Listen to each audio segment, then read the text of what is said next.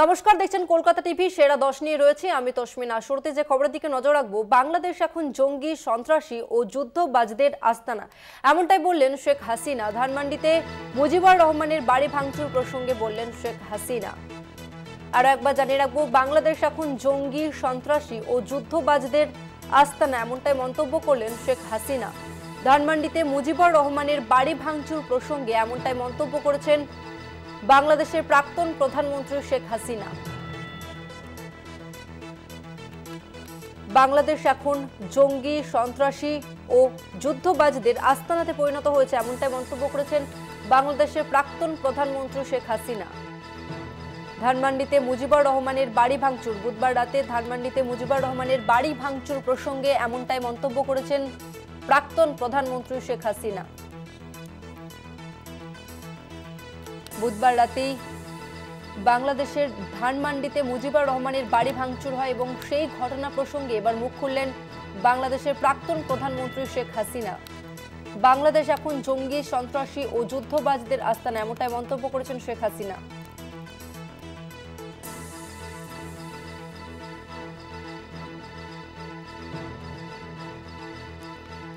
আরও একবার জানিয়ে রাখবো, বাংলাদেশ এখন জঙ্গি, সন্ত্রাসী ও যুদ্ধবাজদের আস্তানাতে পরিণত হয়েছে, এমনটাই মন্তব্য করেছেন শেখ হাসিনা। ধানমন্ডিতে মুজিবুর রহমানের বাড়ি ভাঙচুর প্রসঙ্গে এমনটাই মন্তব্য করেছেন শেখ হাসিনা। বুধবার রাতে ধানমন্ডিতে মুজিবুর রহমানের বাড়ি ভাঙচুর করা হয় এবং সেই ঘটনা প্রসঙ্গে এবার মুখ খুললেন বাংলাদেশের প্রাক্তন প্রধানমন্ত্রী শেখ হাসিনা। তিনি মন্তব্য করেছেন যে বাংলাদেশ এখন জঙ্গি, সন্ত্রাসী ও যুদ্ধবাজদের আস্তানা, এমনটাই বলেছেন। এই মুহূর্তে আমাদের সঙ্গে রয়েছে কলকাতা টিভির ইনপুট হেড দেবাশিস দাশগুপ্ত। দেবাশিস দা, শেখ হাসিনা ঠিক কি মন্তব্য করেছেন? দেখো, কালকে রাতেই শেখ হাসিনা একটি ভিডিও প্রকাশ হয়েছে, বেশি রাতে। তাতে ততক্ষণে কিন্তু বাংলাদেশে ধানমন্ডিতে মুজিবুরের বাড়ির উপর আক্রমণ ইত্যাদি শুরু হয়েছে, আরো বিভিন্ন জায়গায় বাড়ি ভাঙাভাঙি, আগুন জ্বালানো সব হয়েছে। সেই ভিডিও বার্তাতেই তিনি বলেছেন, অনেক কথাই বলেছেন তিনি। যেমন বলেছেন যে ইউনিসের সরকার তাকে মারার চক্রান্ত করছে, এবং সেই পরিপ্রেক্ষিতেই তিনি বলেছেন বাংলাদেশ এখন সন্ত্রাসী এবং যুদ্ধবাজদের একটা মৃগয়া ক্ষেত্র হয়ে গেছে। তারপর থেকে আজকে ঘটনাক্রম বাংলাদেশ এখন রীতিমতো জ্বলছে। আজকে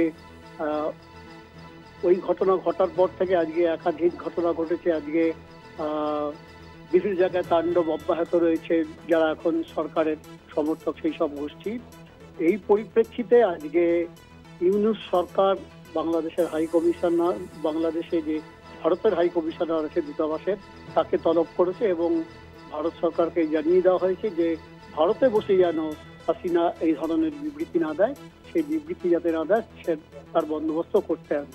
এরই মধ্যে আবার আমেরিকান স্টেট ডিপার্টমেন্টের এক হাই অফিসিয়াল মাইক বেঞ্চ বলেছেন যে আগস্ট মাসে বাংলাদেশে যে প্রতিবাদ হয়েছে সেটা কোনো বিপ্লব ছিল না, সেটা ছিল একটা অভ্যুত্থান। এবং তার এই বক্তব্যে স্পষ্ট, এবং তিনি এমন ইঙ্গিত দিয়েছেন যে আগস্ট মাসের সেই অভ্যুত্থানে বা আগস্ট মাসে যে প্রতিবাদ হয়েছিল তার পিছনে যে হাসিনাকে সরানোর পিছনে যে আমেরিকার মদত ছিল সেটাও কিন্তু পরিষ্কার বেঞ্চেরই মন্তব্য। সাম্প্রতিক যদিও গত দুদিনের মধ্যে আর কোনো মার্কিন সরকার কোনো মন্তব্য করেনি, এইটুকু মন্তব্য করা ছাড়া এখন আমাদের নজর রাখতে হবে যে পরিস্থিতি কোন দিকে যায়, আমেরিকা কিভাবে দেখবে বিষয়টাকে। তবে একটা কথা নিঃসন্দেহে বলা যেতে পারে, বাংলাদেশের পরিস্থিতি কিন্তু সত্যি এখন একটা জ্বলন্ত হয়ে দাঁড়িয়েছে। বেশ, ধন্যবাদ আপনাকে দেবাশিস। আমরা কথা বললাম আমাদের ইনপুট হেড দেবাশিস দাশগুপ্তের সঙ্গে।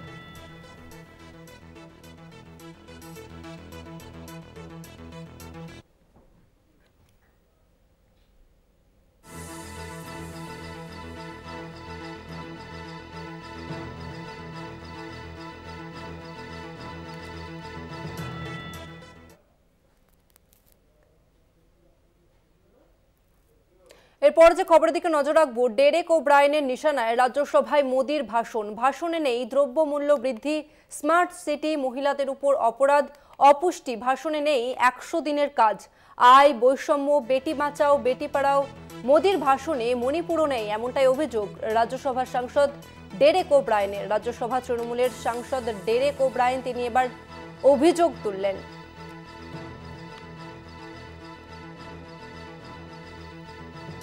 ডেরেক ওব্রায়েনের নিশানায় রাজ্যসভায় মোদির ভাষণ।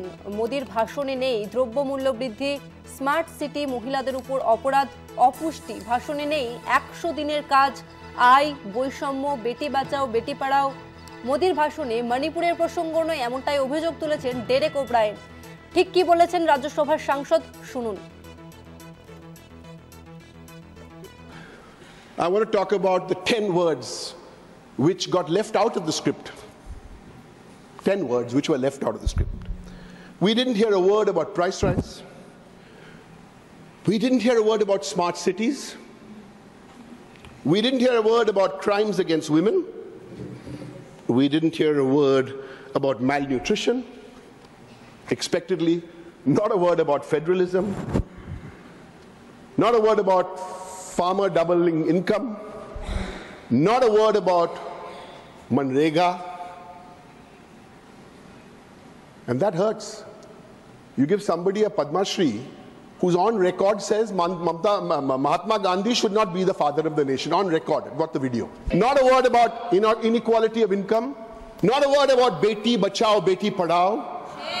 Because you dare not put a word there. Once you put a word, we'll tell you 54% of that budget is spent for advertising. And not a word about MANIPUR.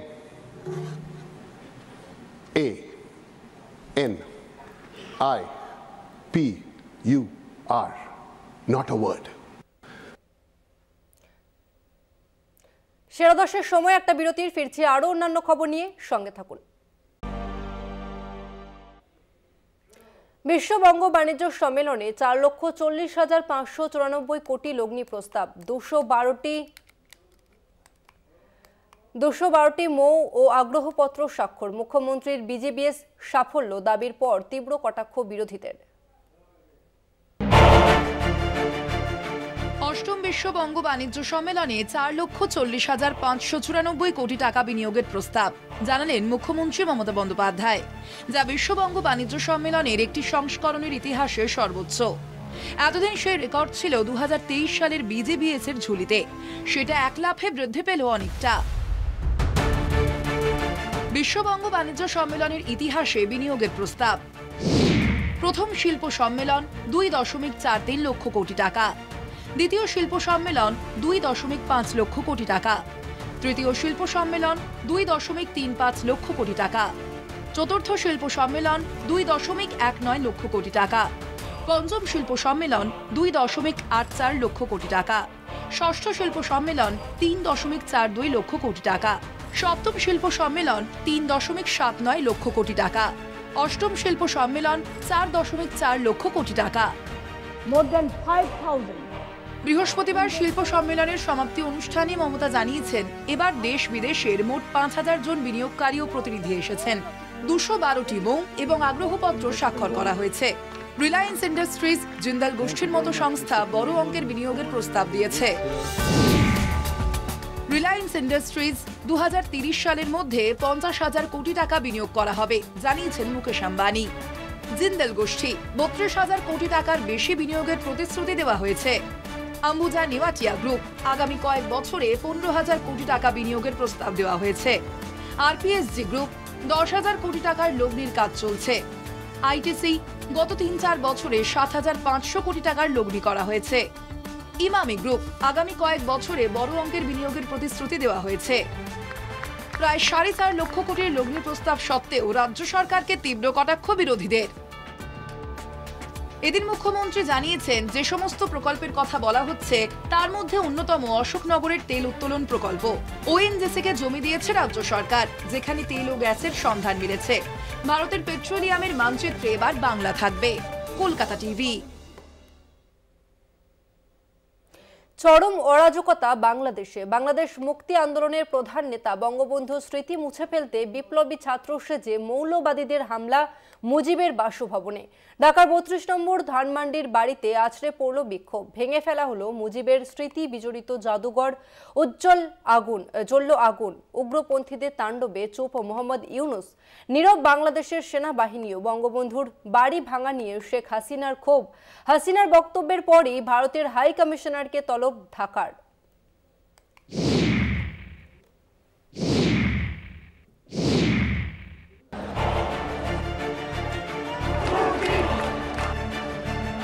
ঢাকার ৩২ ধানমন্ডি, যে বাড়ির প্রতিটা কোণায় রয়েছে বঙ্গবন্ধুর স্মৃতি, রয়েছে স্বাধীন বাংলাদেশ হওয়ার একাধিক ইতিহাস। সেই ইতিহাস মুছে ফেলল বাংলাদেশের জামাতপন্থী মৌলবাদীরা। রাত ভোর ভাঙচুর করে আগুন জ্বালিয়ে ধ্বংস করে দেওয়া হলো বঙ্গবন্ধুর বাড়ি। ভেঙে ফেলা হলো মুজিবের মুরাল। শুধু ভেঙে ফেলাই নয়, বাড়িতে চালানো হয় লুটতরাজ। ভাঙার পর উল্লাস করতেও দেখা গেল গুন্ডাদের। নিজেদের জাতীয় স্মৃতির শিকড় উপড়ে এ কোন সভ্যতা? বুধবার বাংলাদেশবাসীর উদ্দেশ্যে ভার্চুয়ালি ভাষণ দেন সেদেশের প্রাক্তন প্রধানমন্ত্রী শেখ হাসিনা। তার ভাষণ সম্প্রচারের কথা আগেই সোশ্যাল মিডিয়ায় ঘোষণা করে আওয়ামী লীগ ও ছাত্রলীগ। এর পাল্টা হিসেবে বঙ্গবন্ধুর স্মৃতি বিজড়িত ৩২ ধানমন্ডির বাসভবনটিকে নিশানা বানানোর ডাক দেওয়া হয়। এরপরই মুজিবের বাড়িতে তাণ্ডব, ভাঙচুর। যে বাড়ি থেকে মুক্তিযুদ্ধের ডাক দিয়েছিলেন মুজিবুর রহমান, সেই বাড়িতেই পাকিস্তানি বাহিনী খুন করেছিল বঙ্গবন্ধু ও তার প্রায় গোটা পরিবারকে। বাংলাদেশের এই পরিস্থিতিতে ক্ষোভ উগরে দিয়েছেন বঙ্গবন্ধুর কন্যা শেখ হাসিনা। ধানমন্ডির এই ছোট্ট বাড়িটি আমার মা তিলে তিলে অর্থ সঞ্চয় করে গড়েছিলেন। এই বাড়ি থেকেই স্বাধীনতার ডাক দিয়েছিলেন বঙ্গবন্ধু। রাষ্ট্রপ্রধান হওয়ার পরেও বাবা এই বাড়িতেই থেকে গিয়েছেন। কত রাষ্ট্রপ্রধান এই বাড়িতে পদার্পণ করেছেন। বিশ্বাসঘাতকেরা এই বাড়িতেই আমার বাবা মা সহ গোটা পরিবারকে হত্যা করেছে। আজ এই বাড়ি গুঁড়িয়ে শুধু আমাদের 2 বোনের স্মৃতিকে ধ্বংস করা হলো না, বাংলাদেশের ইতিহাসের একটি প্রামাণ্য দলিলকে নষ্ট করল ইউনুসের বাহিনী। এদিকে হাসিনার বক্তৃতা নিয়ে চরম অসন্তুষ্ট ইউনুস সরকার বৃহস্পতিবার ভারতের রাষ্ট্রদূতকে ডেকে পাঠালো ঢাকা। স্বাভাবিকভাবেই ভারত বাংলাদেশ সম্পর্কে টানাপোড়েনের লক্ষণ স্পষ্ট। গোটা ঘটনায় পুরোপুরি চুপ মোহাম্মদ ইউনুস প্রশাসন। যে বুলডোজার দিয়ে বাড়ি ভাঙা হলো তাও বাংলাদেশ সরকারের। তাহলে কি সরকারি মদতে পরিকল্পনা করেই মুজিবুর রহমানের বাড়ি ভাঙা হয়েছে? অন্যদিকে বাংলাদেশের নৈরাজ্যের এই ঘটনায় উল্লাস প্রকাশ করল পাকিস্তান সেনা। বদলের বাংলাদেশের টালমাটাল রাজনৈতিক পরিস্থিতি। ইউনুস সরকার আসার পর বাংলাদেশে অরাজকতা, নৈরাজ্য চরমে। গুন্ডারাজ চলছে সে দেশে।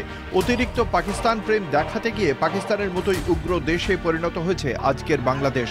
বাংলাদেশের সাধারণ মানুষ সবই দেখছে। ঠিক সময় তারা জবাব দেবেন, মত পর্যবেক্ষকদের অনেকেরই।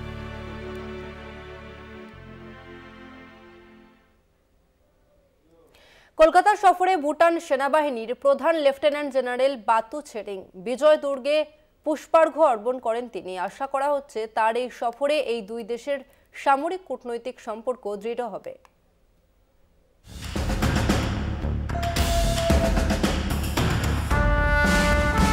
কলকাতা সফরে ভুটান সেনাবাহিনীর প্রধান lieutenant general Batoo Tshering. Eastern কমান্ডের বিজয় দুর্গে পুষ্পার্ঘ্য অর্পণ। ভারতীয় সেনাবাহিনীর আমন্ত্রণে কলকাতায় এসেছেন রয়্যাল ভুটান আর্মির chief operating officer lieutenant general Batoo Tshering. এই সফরের অংশ হিসেবে কলকাতার বিজয় দুর্গে আয়োজিত একটি অনুষ্ঠানে ভুটান সেনাবাহিনীর সিইও বিজয় স্মারকে পুষ্পার্ঘ্য অর্পণ করেন।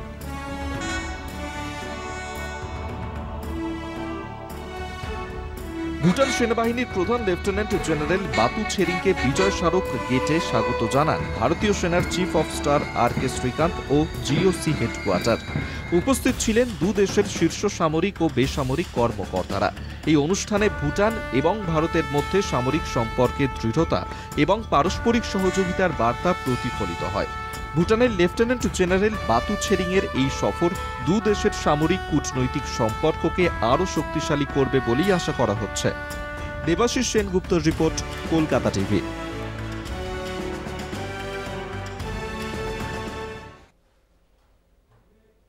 সময় আরও একটা ছোট্ট বিরতির, সঙ্গে থাকুন। কেজরির হ্যাট্রিক নাকি গেরুয়া ঝড়? কোথায় কংগ্রেস? কি বলছে দিল্লি দরবারের এক্সিট পোল? 70টি আসনে দিল্লি বিধানসভায় বুধবার ছিল ভোট গ্রহণ, শনিবার রায়। অধিকাংশ বুথ ফেরত সমীক্ষায় ইঙ্গিত প্রায় আড়াই দশক পরে দেশের রাজধানীর দখল নিতে পারে বিজেপি। বুথ ফেরত সমীক্ষায় চাপে আপ।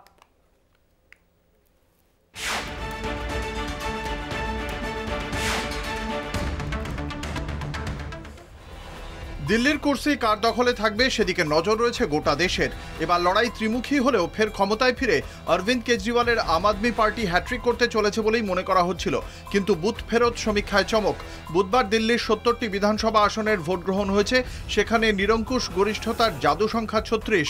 হিসেব বলছে 27 বছর পর দিল্লির মসনাদের দখল নিতে পারে গেরুয়া শিবির।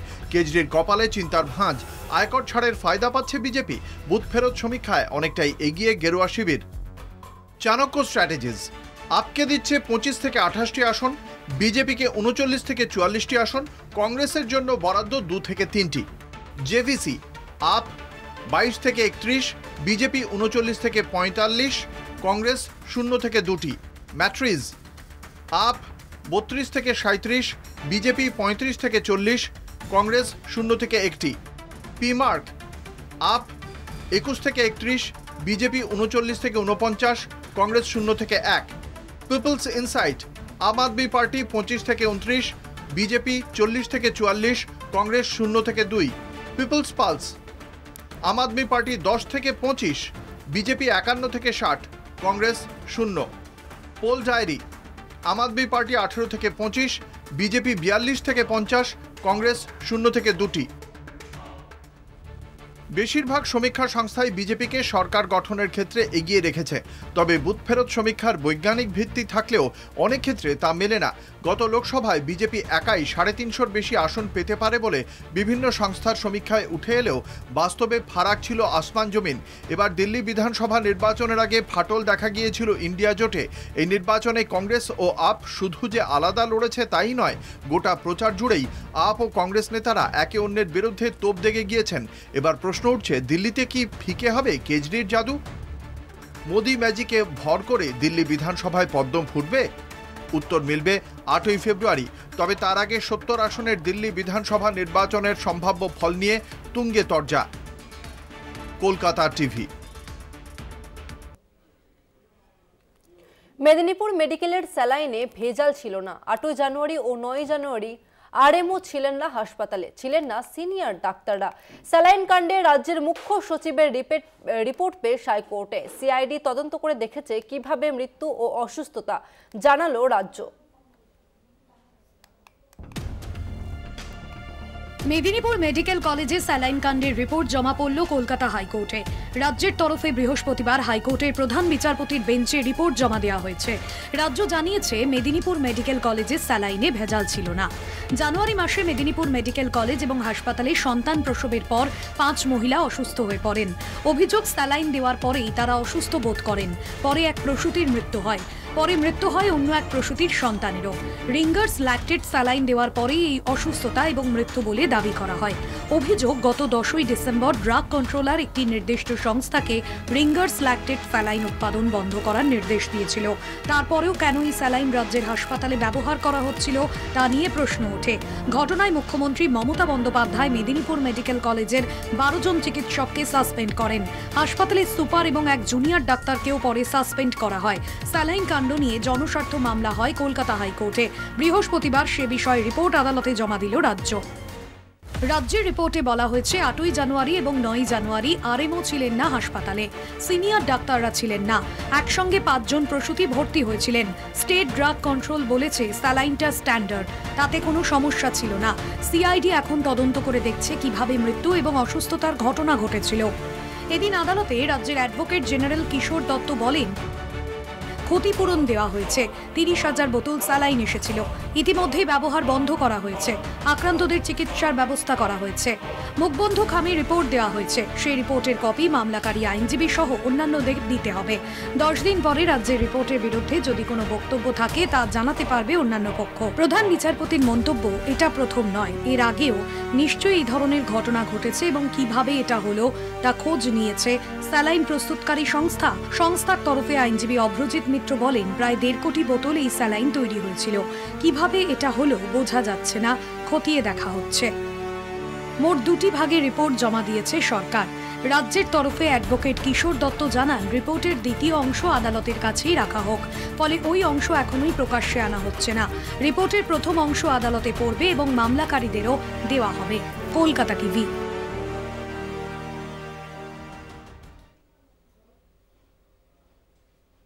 এই মুহূর্তে গুরুত্বপূর্ণ খবরের দিকে নজর রাখবো। আজ আরজি কর মামলার রায়দান আগামীকাল। সঞ্জয়ের ফাঁসি চেয়ে রাজ্যের আবেদনের রায় ঘোষণা। সিবিআইয়ের ফাঁসির আবেদনের রায়ও আগামীকালই ঘোষণা হবে। রায় ঘোষণা করবেন বিচারপতি দেবাংশু বসাক ও মোহাম্মদ শাব্বার রশিদের ডিভিশন বেঞ্চ। আরো একবার জানিয়ে রাখবো, সঞ্জয়ের ফাঁসি চেয়ে রাজ্যের আবেদনের রায় ঘোষণা আগামীকালই। এবং এ নিয়ে আমরা আরো বিস্তারিত জানবো। আমাদের সঙ্গে ফোন লাইনে রয়েছে প্রতিনিধি পীযূষ কান্তি নাগ। পীযূষ দা, কি জানা যাচ্ছে? শিয়ালদা আদালতে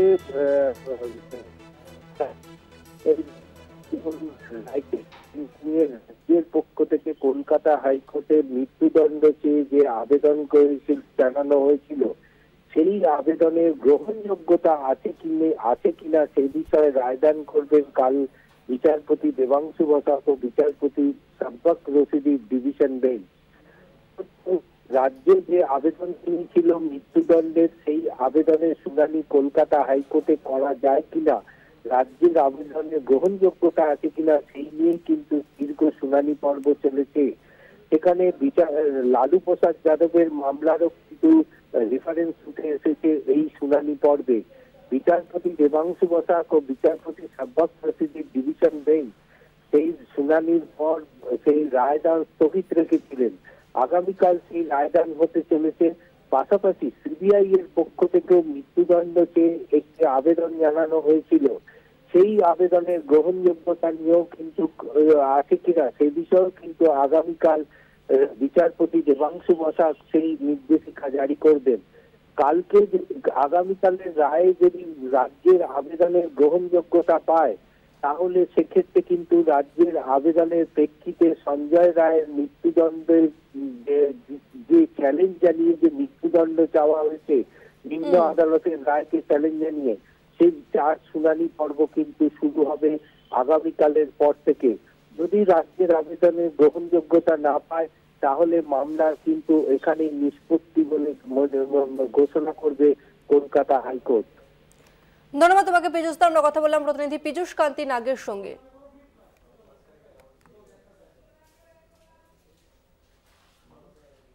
সেরা 10 আজ এই পর্যন্তই। দেখতে থাকুন কলকাতা টিভি রাত দিন 7 দিন।